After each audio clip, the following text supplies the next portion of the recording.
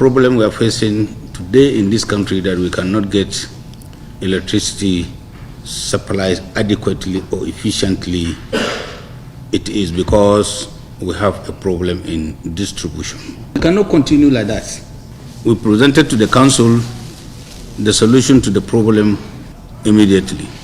One of the things to tell you is that Siemens are here to align between distribution and transmission and also generation, so that at the end of the day, if you generate 13,000, transmission will take the whole 13,000, and then it will now distribute 13,000. So by that time, Nigeria will be happy and everybody will have 24/7 electricity supply to the customers. We're working to ensure that we provide credit through the Bank of Industry to 10 million medium and small scale enterprises.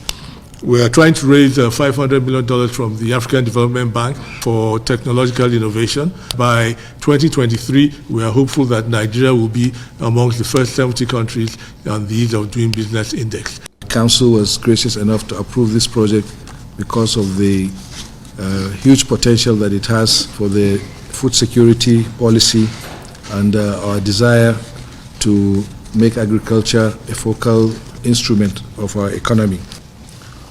In December 2013. So this is to say we have inherited the project, and as you all know, it is the decision of Mr. President Muhammadu Buhari to continue and complete all ongoing projects.